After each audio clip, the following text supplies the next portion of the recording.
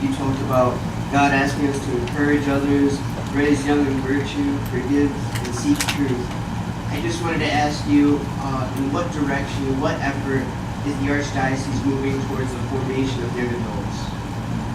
Well, I think there's a number of things going on. Are you active in the campus ministry program at Temple University? Absolutely. Father Mahoney says hi.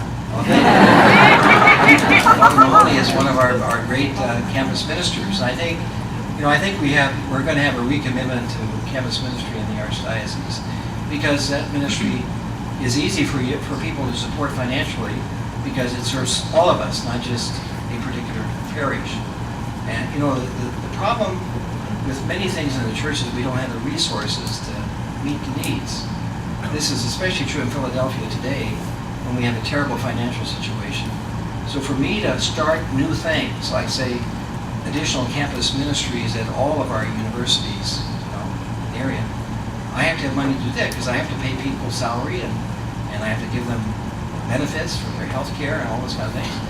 And right now, we're not able to do that. We don't have any money. I'm still living in a deficit budget. And the reason we have the deficit budget, you need to understand this. I don't think everyone understands this by the kind of mail I get. But it isn't because of sexual abuse.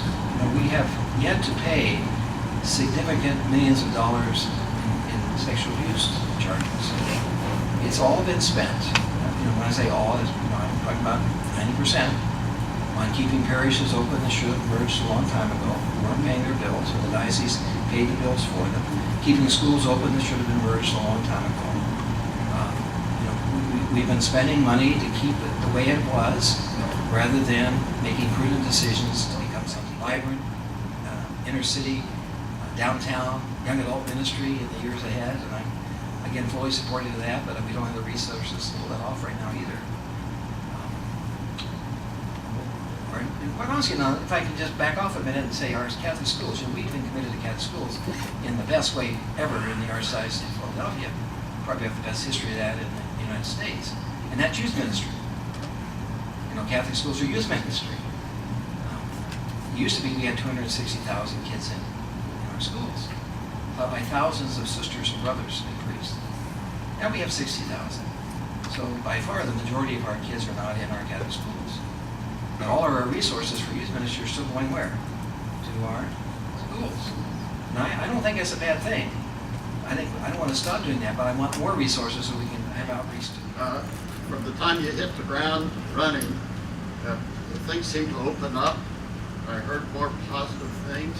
You're making some brave, bold steps in terms of dealing with the finances and the child abuse. I just can't say enough good about you. And Jesus warned us about this. This off, here comes a lot of marvelous open new hope. So, here I am, 83 years old, and somehow the sun is shining on me. And I thank you for this openness that you bring.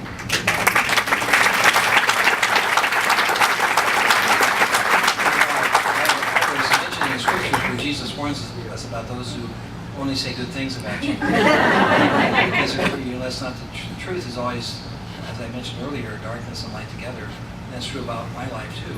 But I really want to emphasize once again, we have to respect the structures of dialogue that are present. Every parish has to have a parish council. Every parish has to have a finance council. And those are places where the real issues of the church have to be discussed. And each pastor in each parish is a leader of that local community who calls people in that community to dialogue. So on your part, it means you have to call your pastor to do that if he's not doing it.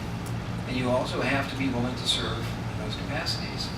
And not just to look at the financial report for the last month, but to talk about how we evangelize the church.